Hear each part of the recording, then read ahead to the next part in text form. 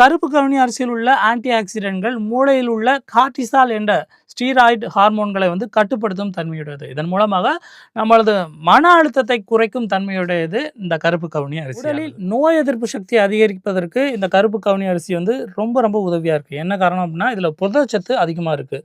So பல்வேறு சத்துக்கள் நிறைந்த கருப்பு கவுனி அரிசி எடுக்கிறதுனால உடலின் நோய் எதிர்ப்பு மண்டலத்தை பலப்படுத்தி நோய் எதிர்ப்பு சக்தியை அதிகரிக்க உதவி செய்யும் ஒரு காரணியாக இந்த கருப்பு கவுனி அரிசியான பார்க்கப்படுகிறது. மேலும் சிலருக்கு அலர்ஜிகள் இருக்கும் உடம்புல. சாதாரணமாக ஒரு தண்ணியில் குளித்தாலோ இல்லை ஏதாவது ஒரு பொருள் சாப்பிட்டாலோ உடம்புல அலர்ஜி மாதிரி வரும். ஸோ அப்படி இருக்கிறவங்களுக்கு இந்த கருப்பு கவுனி அரிசி ஒரு வரப்பிரசாதமாக பார்க்கப்படுகிறது. கவுனி அரிசி மட்டும் கிடையாதுங்க. அரிசியிலே நம்ம தமிழர்கள் முன்னோர்கள் பயன்படுத்தின பல வகையான வெரைட்டி இருக்குது. மாப்பிள்ளை சம்பா அது மாதிரி பல வெரைட்டிஸ் இருக்குது. ஸோ இன்றைக்கி நான் சொன்னது ஒரு வெரைட்டியோட நன்மைகள் மட்டும்தான் சொல்லியிருக்கேன்.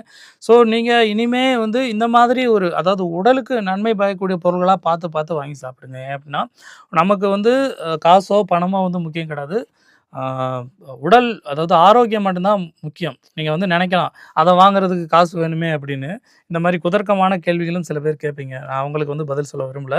இந்த மாதிரி விஷயங்கள் இருக்குது அப்படிங்கிறத நான் தெளிவுபடுத்துகிறேன். ஒரு ரூ. 80 செலவழித்து ஒரு அரிசி வாங்கக்கூடிய இடத்துல ஒரு ரூ. 40 எக்ஸஸாக செலவழிச்சிங்க அப்படின்னா உங்களோட உடல் ஆரோக்கியம் இன்னும் நல்லாயிருக்கும் அப்படிங்கிறது தான் என்னோட ஒரு பதிவு. ஸோ இதை நீங்கள் மட்டும் தெரிஞ்சுக்காமல் உங்களோட குழந்தைகளுக்கும் இந்த விஷயங்களை சொல்லிக் கொடுங்க. எது நல்லது எது கெட்டது அப்படிங்கிற ஒரு விஷயத்த சொல்லிக் கொடுங்க. ஸோ அன்பால் இணைவோம், அறிவால் உயர்வோம். ஸோ தெரியாததை தெரிந்து கொள்வோம், தெரிந்ததை மற்றவர்களுக்கு தெரியப்படுத்துவோம். ஸோ தமிழ் உறவுகளுக்கும் உள்ளங்களுக்கும் நன்றி.